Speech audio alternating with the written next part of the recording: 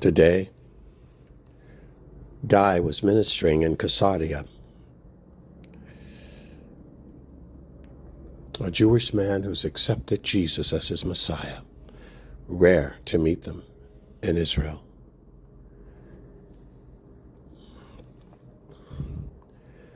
And it was a fortuitous meeting that God ordained. Little did the man realize who he was meeting with.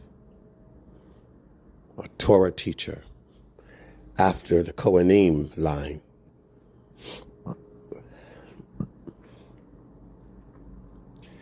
And it's amazing how people, when they are not hungry for God, will not recognize who's in front of them. When they're not seeking. But when you're seeking, with intention, you'll see. If you're looking for him, you'll see. But if you're not, you won't.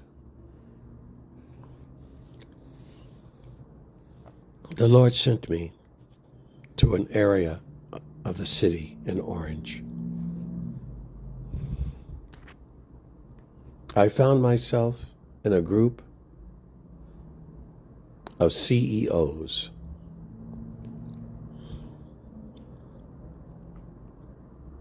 They had professed to be believers in Jesus, Bible study seekers,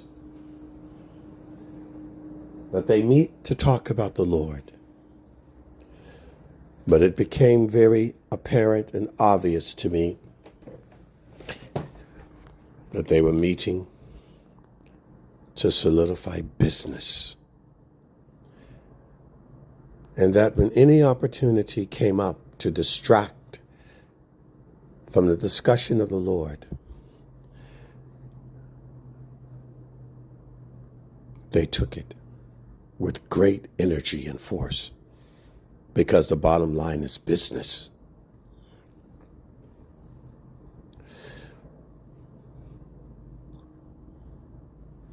God was subject to their business rather than their business subject to God.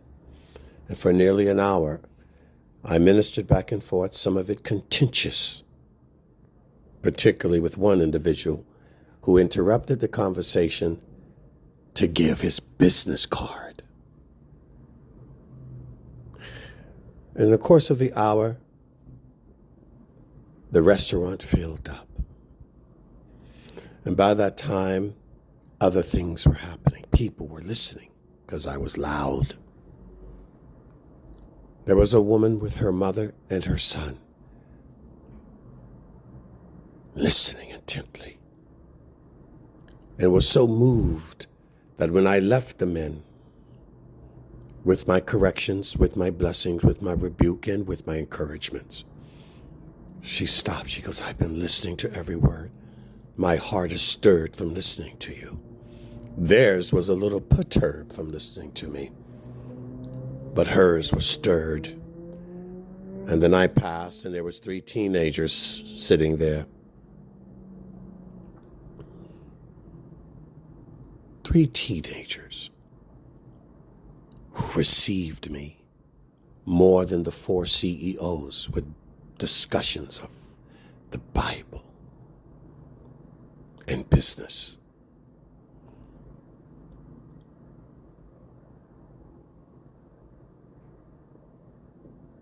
What a time. What a moment. Miracle. Powerful moments to witness. But the young men were hungry. They weren't seasoned businessmen with money and God. Church, young men who needed direction but wouldn't know where to find it. But they too had heard and witnessed as the woman. And the Lord did a wonderful thing, expose those who should know better and should know more for the lack of humility. for the lack of respect and honor. And those who did not beat their chests about their jobs or their positions or their degrees were full of the Spirit of God. And I wasn't even talking to them directly. Those of you who've had so much should be so ashamed of yourselves. Today was a perfect example.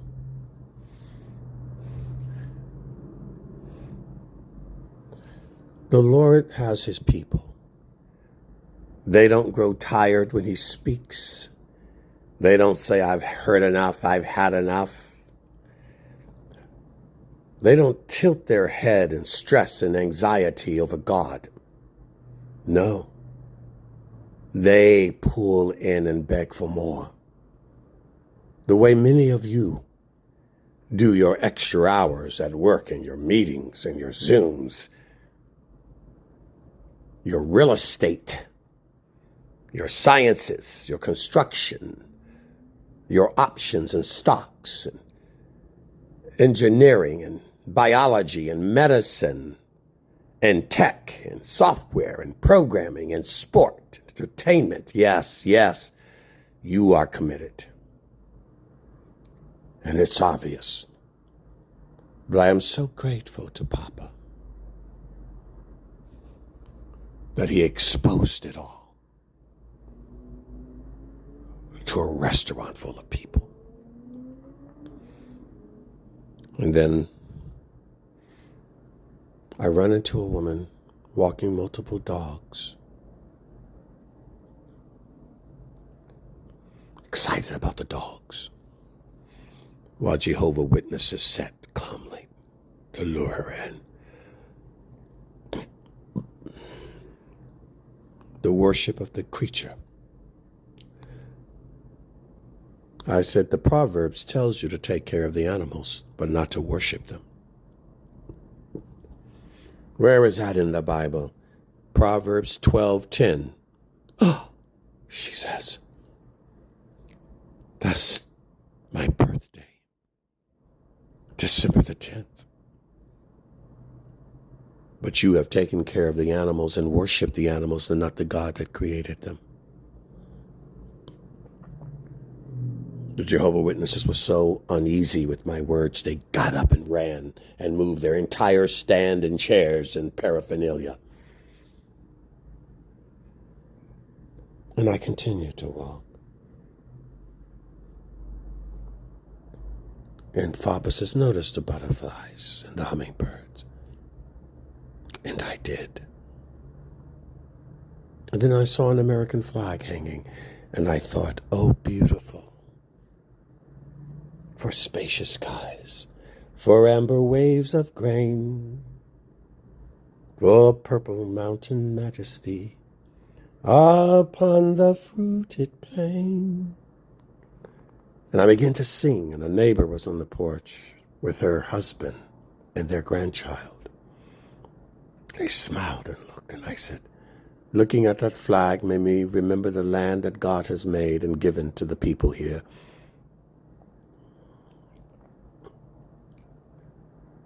And she says, oh, it blessed. But you sing it again. I talked to her and her husband.